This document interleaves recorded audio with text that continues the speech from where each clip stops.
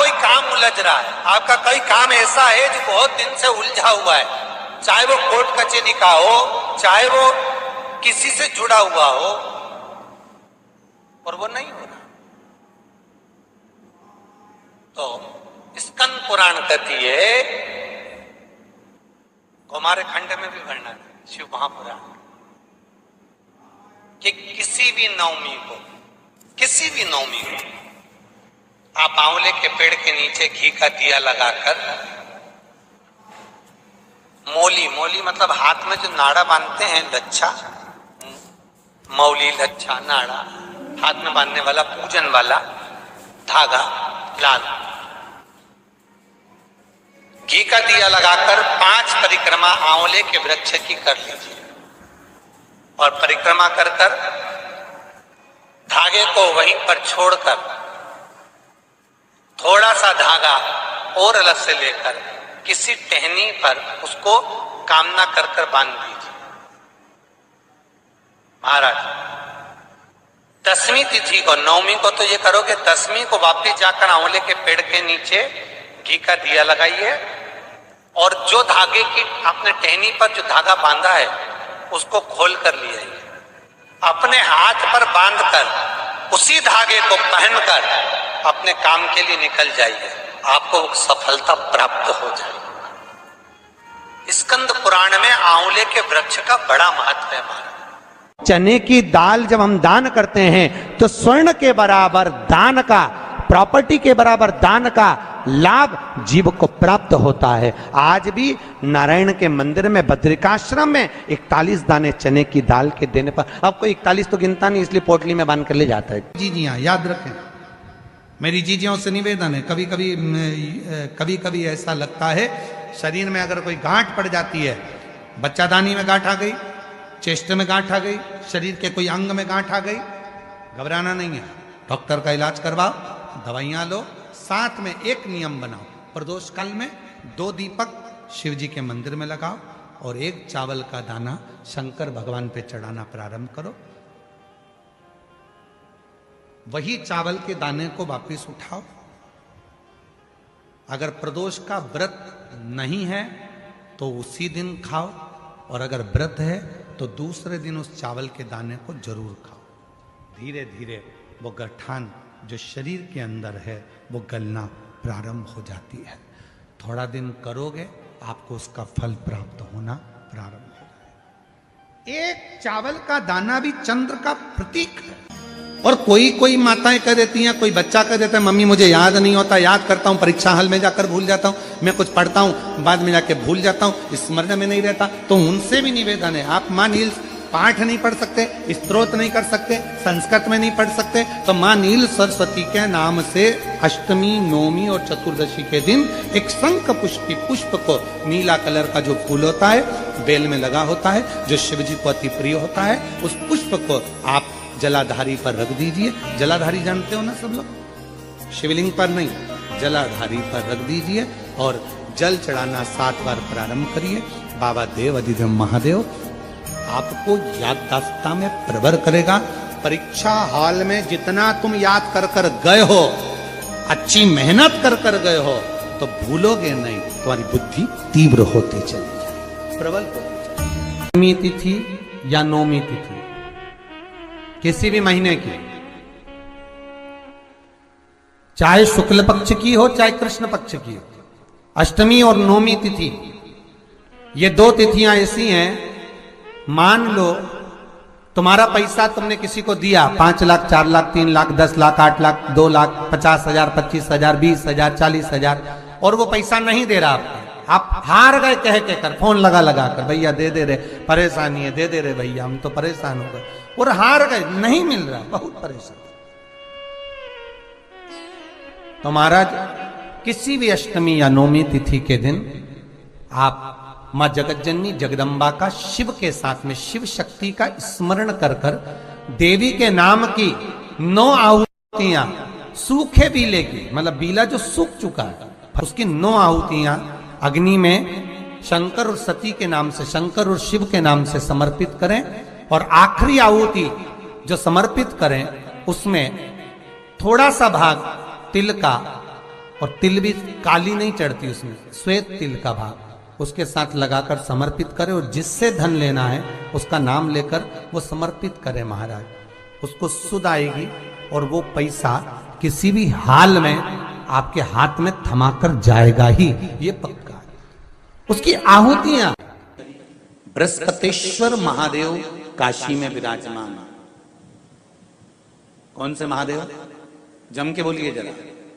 बृहस्पतेश्वर महादेव काशी में विराजमान है।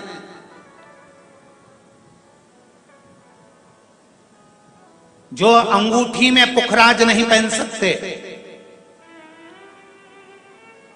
जिनकी भाग्य रेखा उल्टी चल रही हो, बृहस्पति चमक ही नहीं रहा हो, जिस काम में हाथ डालते हैं वो काम पूरा ही नहीं होता हो, तो एक बार काशी जाना, बृहस्पतिश्वर महादेव का स्पर्श करना, उनका अभिषेक पूजन करना और उनका स्पर्श कर कर एक बेलपत्र ब्राह्मण देवता से मांग कर लेकर आ जाना कि इन बृहस्पतिश्वर महादेव से मुझे एक बेलपत्र दे दो।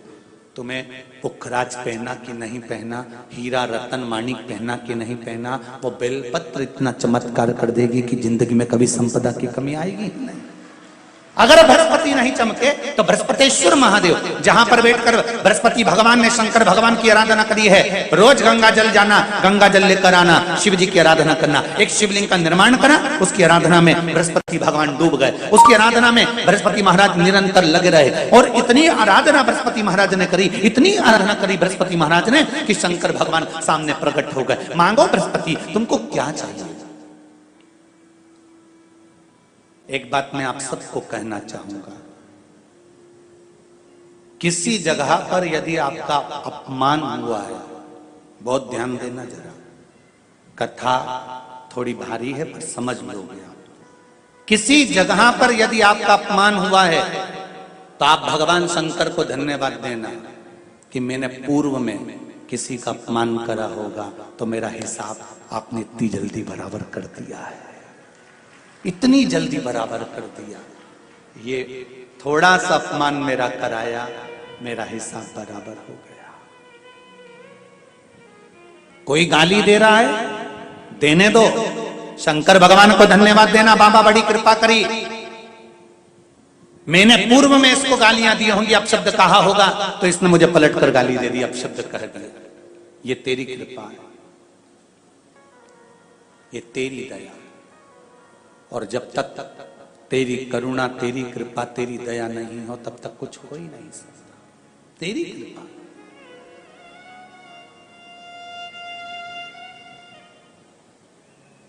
भगवान से कहो, हे देवाधिदेव महादेव, मैं ये नहीं कहता कि मुझे रोने मत देना, क्योंकि कर्म का भोग तो मुझे भोगना पड़ेगा। देवाधिदेव महादेव से कहो, हे देवाधिदेव महादेव, मैं ये नहीं कहता कि मुझे रोने मत देना, पर इतना जरूर कहता हूं, तेरे सिवा किसी दूसरे के आगे झुकने मत देना, बस इतनी कृपा कर। नारी को, बहू को, बेटी को यश की प्राप्ति नहीं होती, वो बहुत कुछ करती है, परिवार के लिए बहुत कुछ उसने करा, उसके बाद भी अगर उसको यश नहीं मिल रहा, उसकी यशता नहीं है, उसको कुछ नहीं करना चाहिए। आपने कुछ अच्छा करा और नाम दूसरे का हो गया कि उसने अच्छा करा और आपको मिला ही नहीं। आपने दुनिया के लिए बहुत कुछ करा, परिवार के लिए, कुटुंब के लिए, सबके लिए बहुत कुछ करा, पर आपको यश नहीं मिल रहा, तो बेलपत्री के पेड़ के नीचे हल्दी का शिवलिंग का निर्माण करो। हल्दी पिसी हुई हल्दी का शिवलिंग का निर्माण करो, उसका पूजन कर कर, घी का दिया लगाकर भगवान शंकर की वही हल्दी का शिवलिंग का तिलक अपने हृदय पर, चाहे पुरुष हो चाहे स्त्री हो, अपने हृदय पर कंठ के पास उस तिलक को लगाएं और बाबा का विसर्जन उसी बेलपत्री के पेड़ के नीचे जल डालकर कर दें। महाराज, यश मिलना प्रारंभ हो जाता है। केवल ये यश के लिए ही नहीं होता, इसका एक क्रम और है। मान लो आप किसी मीटिंग में बैठे हो, किसी अच्छी जगह पर बैठे हो, किसी कंपनी के इंटरव्यू में बैठे हुए हो, कोई कंपनी आपके कॉलेज में आई है और आप उसमें सिलेक्ट नहीं हो रहे, तो उसके लिए भी ये कार्य पूर्ण है हमारा, उसके लिए। और ये कहां पर भी काम आता है महाराज, मान लो आप किसी कार्य के लिए जा रहे हो और वो कार्य बहुत जरूरी है कि इस व्यक्ति से मुझे ये पैसे निकलवाना है, इस व्यक्ति से मुझे ये काम निकलवाना है, और वो व्यक्ति बहुत दिन से हाथ में आ ही नहीं रहा, तो उसके लिए भी ये कार्य किया जाता है। अर्थात कीर्ति शुद्ध हो, पवित्र हो और यश की प्राप्ति। एक निवेदन करना चाहूंगा, जितने भी शिव भक्त यहाँ कथा श्रवण करने के लिए आ रहे हैं, जितने भी शिव भक्त, आप सबसे निवेदन करूं कि प्रयास करो, प्रयास करो। आपके पास में अगर कोई रुमाल है, कोई नेपकिन है, कोई कुछ बैग है, पर्स है, उसमें एक चावल का दाना कथा के पूरे 7 दिन रखो और प्रैक्टिकल करके देखो। जब 7वां दिन हो, उस चावल के दाने को किसी भी शंकर के शिवलिंग पर समर्पित कर कर बाबा से अपने मन की बात कहकर देखो। चंद्रशेखर की कथा तुम्हें रोग से मुक्त कर देगी, तकलीफों से दूर कर। और ये नियम आज का नहीं है, ये नियम पहले का है। हमारे यहाँ पर सत्यनारायण की कथा होती थी तो पंडित जी सबके हाथ में थोड़ा थोड़ा फूल देकर, चावल देकर बिठा देते थे। बोलो बोलो, तुम्हारे दर होता है कि नहीं होता ऐसा? जब कथा होती थी 2-4 दाना चावल का दे देते थे, बैठ जाओ कथा सुनने के लिए, हाथ में चावल पकड़ा देते थे, कथा पूरी होती थी। बोलो बोलो, तुम्हारे इधर होता है कि नहीं होता ऐसा? जब कथा होती थी सत्यनारायण जी की, भगवान की कोई कथा होती थी, या माताएं अपनी कथा पढ़ती है, कोई तीज की कथा, चतुर्थी की कथा, पंचमी की कथा, चतुर्थी की कथा, कोई कथा पढ़ती है, तो हाथ में 2-4 दाने चावल के लेके बैठ जाती है, कथा सुनती हैं, फिर वो भगवान को समर्पित कर। ये आज का नियम नहीं, पुराना नियम है। किसी से पूछना कि चावल के दाने हाथ में लेकर कथा श्रवण करने का क्या फल होता है? हाथ में चावल का एक दाना भी अगर हमारे भीतर होता है और हम उस कथा को श्रवण करने के बाद वो दाना समर्पित करते हैं, उसका फल क्या होता है? मतलब है चावल का एक दाना मतलब आरोग्यता प्रदान करना, चंद्र का भाव। हे शिव, हम आपको बहुत कुछ नहीं दे सकते, एक चावल का दाना हमारे जीवन का एक अंश मात्र है। जाते हैं, पर चावल का एक दाना जिसके 2 हिस्से, 2 फड़ कभी नहीं होते, और वो चावल का दाना चावल को जन्म नहीं देता, वापिस अंकुरित नहीं होता, वो एक बार अंकुरित हो जाता है, फिर दूसरी बार अंकुरित वही चावल का दाना नहीं होता। गेहूं का दाना फिर अंकुरित होगा, सोयाबीन फिर अंकुरित होगा, चना फिर अंकुरित होगा, परंतु जो चावल का दाना है वो 2 फड़ में नहीं टूटता, वो अंकुरित वापिस नहीं होता। वो चावल का दाना एक बार शिव का हो गया, मतलब 2 भागों में नहीं बटा है। हे शिव, मैं एकाकार तेरे चरणों में हूँ, मैं फिर संसार सागर में तेरा होकर आया था, तेरा रहना चाहता हूँ, संसार सागर में अंकुरित नहीं होना चाहता, पूर्ण तेरा हो जाऊं, तुझ पर आश्रित हो जाऊं, तुझ पर समर्पित। सभी लोग साथ में बोलेंगे, बोल चंद्रशेखर महादेव की। एक चावल का दाना चंद्र का, जिभ्या। शंकर भगवान को प्रसन्न करना है तो एक धतूरा, एक चावल का दाना, धतूरा चढ़ाओ शिवलिंग पे, चावल का दाना सुंदरी की, हाथ रखो चावल के दाने पर और शिव जी से अपने मन की बात प्रदोष के दिन, प्रदोष काल में, शाम के समय चंद्रमौलेश्वर महादेव का नाम लेकर कह दो। 3 महीना तो जाने दो, 3 दिन में वो बाबा मुराद पूर्ण करना प्रारंभ कर दे।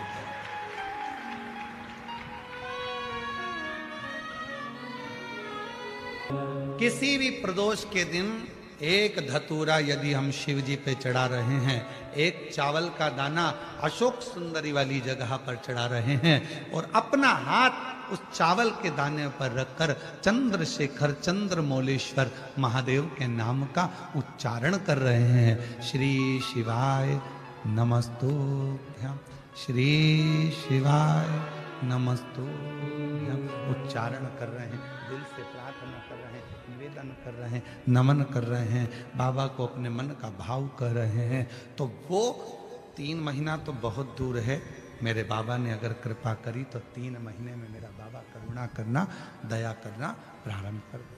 किसी भी प्रदोष के दिन एक धतूरा यदि हम शिव जी पे चढ़ा रहे हैं, एक चावल का दाना अशोक सुंदरी वाली जगह पर चढ़ा रहे हैं और अपना हाथ उस चावल के दाने पर रखकर चंद्रशेखर चंद्रमौलेश्वर महादेव के नाम का उच्चारण कर रहे हैं। श्री शिवाय नमस्तुभ्यं, श्री शिवाय नमस्तुभ्यं उच्चारण कर रहे हैं, दिल से प्रार्थना कर रहे हैं, निवेदन कर रहे हैं, नमन कर रहे हैं, बाबा को अपने मन का भाव कर रहे हैं। तो वो 3 महीना तो बहुत दूर है, मेरे बाबा ने अगर कृपा करी तो 3 महीने में मेरा बाबा करुणा करना, दया करना प्रारंभ कर दे।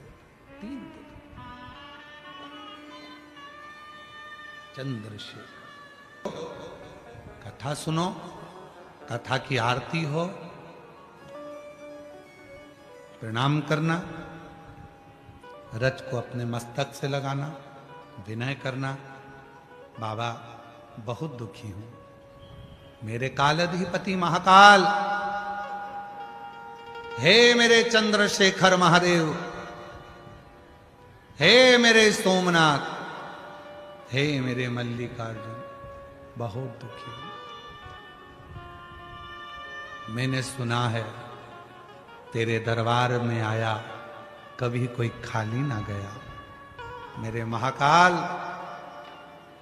दुनिया के दुख को हरने वाले मेरे दुखड़े को भी दूर कर दे, मुझे तेरी कृपा की दृष्टि कर दे, कृपा की दृष्टि, कृपा की। कितना भी टेंशन, कितनी भी चिंता व्यापे, कितनी भी परेशानी चल रही हो, थोड़े दिन बाबा की जो जलाधारी है, इस जलाधारी पर हल्दी का थोड़ा सा लेपन करिए। हल्दी का लेपन कर कर जिस पात्र से शिवजी को जल चढ़ाओगी, उसी पात्र पर अपनी 3 उंगलियों का स्पर्श हल्दी का कर कर फिर बाबा को कुंदकेश्वर महादेव के नाम से जल चढ़ाना प्रारंभ करें। जो हल्दी का लेपन आपने जलाधारी पर करा है, उसी जलाधारी की 1 उंगली कलश पर लगाकर लेकर आओ। घर के अंदर जब प्रवेश करो या व्यापार में प्रवेश करो तो जो कलश पर हल्दी लगाकर लाए हो, वही दरवाजे के ऊपर थोड़ी सी मात्रा में कुंदकेश्वर महादेव के नाम से लगाना प्रारंभ कर दो। कैसी भी चिंता हो, 7 से 8 दिन में वो चिंता समाप्त होगी ही हो। बहुत सारा भगवान को नहीं चाहिए। शिव महापुराण में यह भी कहीं नहीं लिखा कि तुम भगवान को 108 या 1008 या 1008 बेलपत्र समर्पित करोगे तो शिव जी प्रसन्न हो जाएंगे।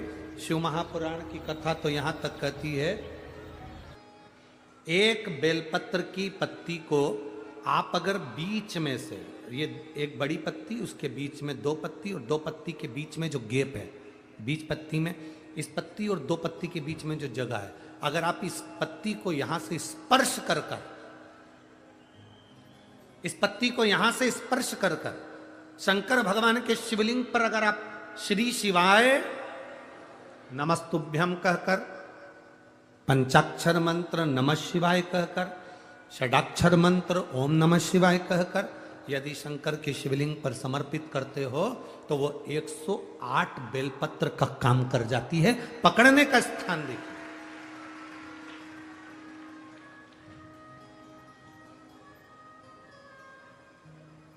ये स्थान की बड़ी मूलता है, जो थोड़ा सा समझेंगे अपन, थोड़ा ध्यान देंगे तो ये जो ये स्थान है, ये बड़ा मूल माना गया। बेलपत्री की बड़ी पत्ती, नीचे की 2 पत्ती, उसके बीच में जो खाली डंडी जो दिख रही है, इसको अगर पकड़कर बेलपत्र समर्पित कर रहे हैं तो 108 बेलपत्र के बराबर हमें फल प्राप्त हो रहा, 108 बेलपत्र। और समझिएगा, मान लो आपके पास में ना पीला चंदन है, ना लाल चंदन है, ना अक्षत है, ना पुष्प है, ना कोई सामग्री है, ना दिया है लगाने के लिए। शंकर जी के मंदिर में लोटा भर के जल लेकर गए हो, आज तुम्हारे पास में हो सकता है जल भी नहीं है, लोटा भी नहीं है, तो जिस शंकर जी का दर्शन करने गए हो उन्हीं की बेलपत्र को उठाओ और बेलपत्र को उठाने के बाद पहले अपने हथेली पर रखो, अपना हाथ रखकर बाबा से प्रार्थना कर कर बेलपत्री की मध्य पत्री आगे वाली पत्ती को पकड़कर अगर वो बेलपत्र हम शिव जी को समर्पित करते हैं तो हमारा पीला चंदन, लाल चंदन, दिया सब बाबा को समर्पित हो जाता है उस बेलपत्री में। एक बेलपत्री का सुख हमारे जीवन का एक आनंद दे देता है। हम तो यहां तक कहेंगे, अगर कभी जिंदगी में तुम्हें लगे कि गुरुजी मेरा पैसा फंस गया नहीं मिल रहा है, या मेरा पैसा अटक गया नहीं मिल रहा, या मेरा घर में धन नहीं है, बहुत तकलीफ की जिंदगी चल रही है, आप ये बेलपत्री का जो 2 पत्ती है ना, ये 2 पत्ती इस जगह से पकड़कर, आपको लग रहा है कि पैसा नहीं है, काम बहुत बड़ा अड़ा है, बेटे की शादी, बेटी की शादी, या मकान या दुकान, कोई काम अड़ गया, ये 2 बेलपत्री की पत्तियों को पकड़कर अपनी कामना कर कर शिव जी को समर्पित करो और 1 लोटा जल बाबा को चढ़ाना प्रारंभ करो। 20 से 22 दिन इंतजार करना, मेरा बाबा हाथ पकड़कर कुबेर भंडारी भंडार जरूर भरेगा।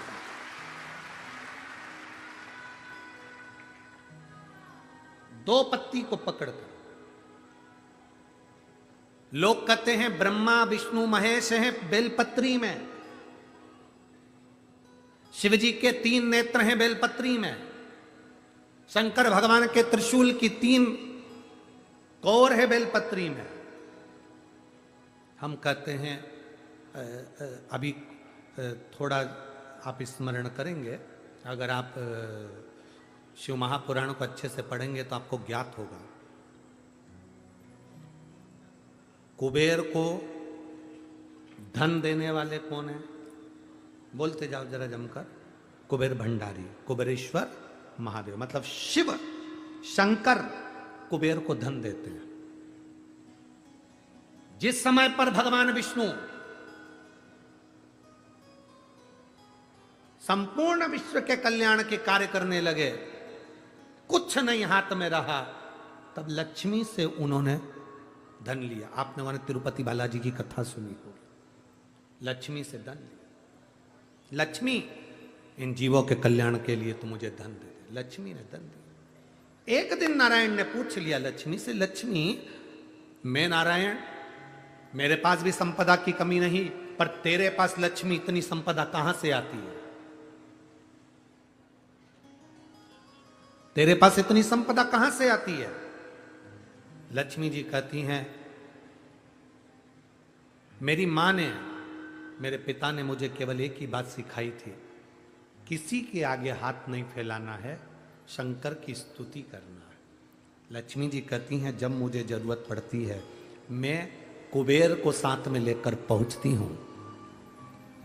बेलपत्री की ये बीच वाली पत्ती है शिव, माता लक्ष्मी और कुबेर, उन दोनों के सामने हाथ पसार कर कुबेरेश्वर महादेव से मांग रहे हैं, भगवान शंकर से मांग रहे हैं। लक्ष्मी जी कहती हैं, वो शिव मुझे प्रदान करते हैं दोनों हाथों से, और मैं वो लेकर आती हूं जनमानस के कल्याण।